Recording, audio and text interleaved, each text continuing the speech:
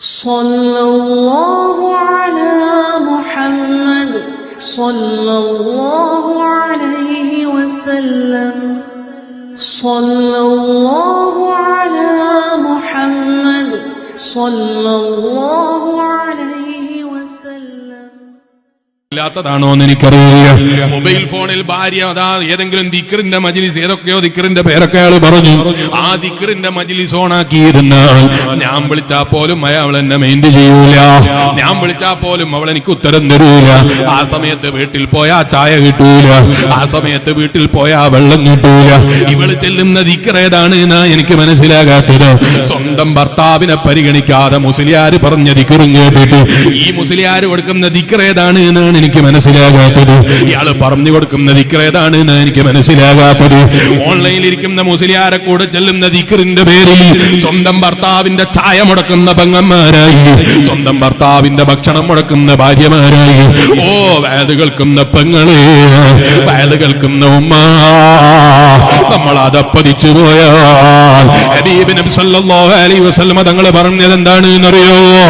ഓൺലൈനിൽ വയത് പറയുന്ന മുസ്ലിയാരെ വയലിന്റെ പകുതി വയത് പൊരുത്തം വാങ്ങിയ സ്വർഗം കിട്ടുമെന്നാണോ? അല്ല, വയല് കേൾക്കുന്ന ഉമ്മ, വയല് പഠിപ്പിക്കുന്നവര് പഠിപ്പിക്കേണ്ടത് എന്താണ് എന്നറിയോ? ഭർത്താവിന്റെ തൃപ്തി കിട്ടിയിട്ട് മരിച്ച പെണ്ണുണ്ടല്ലോ, ദഖലത്തിൽ ജന്ന, അവൾ സ്വർഗത്തിലാണ് എന്ന് പറഞ്ഞതാരാ? പേരോടിന്റെ മകന്റെ വകയിലാണോ? അല്ല, അല്ലാഹുവിന്റെ റസൂൽ മുഹമ്മദുർ റസൂലുള്ളാഹി സ്വല്ലല്ലാഹു അലൈഹി വസല്ലം തങ്ങളുടെ ഹദീസാണ്. ഭർത്താവിന്റെ തൃപ്തി കിട്ടിയിട്ട് മരിക്കുന്ന പെണ്ണാണോ അവള് സ്വർഗത്തിലാ. വീട്ടിൽ അതിഥി വന്നിരിക്കുന്നു, ആ അതിഥിക്ക് ചായ കൊടുക്കാൻ വേണ്ടി ഭാര്യനോട് പറയുമ്പോ ഭാര്യ പറയാണ്, ഇല്ല എനിക്കിപ്പോ ചായ തരാൻ പറ്റൂല, ഞാൻ ദിക്റിന്റെ സദസ്സിലാണ്, ഓൺലൈനിൽ ചെല്ലുന്ന ദിക്റിലാണ്, നിങ്ങൾക്ക് ചായ തരാനില്ല, ലൈഫിന് ചായ തരാനില്ല, അതിഥിക്ക് ചായ തരാനില്ല, പറ്റുമെങ്കിൽ നിങ്ങൾ തന്നെ കാച്ചിക്കൊടുത്തോളൂ എന്ന് പറയുന്ന സ്വഭാവം ഉണ്ടല്ലോ. ഓ വയത് കേൾക്കുന്ന പെങ്ങളെ, ഈ ദിക്ർ കൊണ്ട് കടക്കാൻ ഉദ്ദേശിച്ച സ്വർഗേതാണ്, ഈ ദിക്ർ കൊണ്ട് നീ എത്തണമെന്ന് ഉദ്ദേശിച്ച സ്വർഗേതാണ്.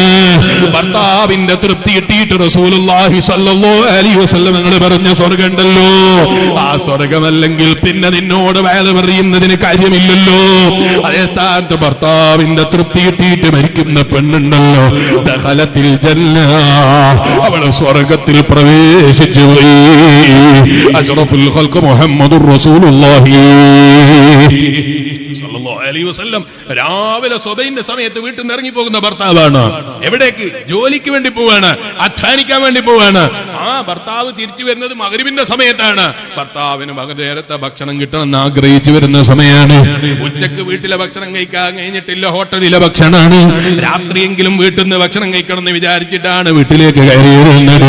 ഭാര്യനോട് സ്നേഹത്തോടെ ഭക്ഷണം ആയോ എന്ന് ചോദിക്കുമ്പോ ഇപ്പൊ എന്റെ ദിക്റിന്റെ സമയമാണ്, അതുകൊണ്ട് എനിക്ക് ഭക്ഷണം തരാൻ കഴിയൂല എന്ന് പറയുന്ന പെങ്ങന്മാരായി. ഓ പെങ്ങളെ, നമ്മള് മാറിപ്പോയി കൂടാന്ന് ഞാൻ പറഞ്ഞത്. അതുകൊണ്ട് നിങ്ങൾ ദിക്ർ ചൊല്ലണ്ടെന്നാണോ? അല്ല, ഞാൻ ഏതെങ്കിലും ദിക്ർ ചൊല്ലിക്കുന്ന ഉസ്താദുമാർക്കെതിരായത് കൊണ്ടാണ് തെറ്റിദ്ധരിക്കരുത്.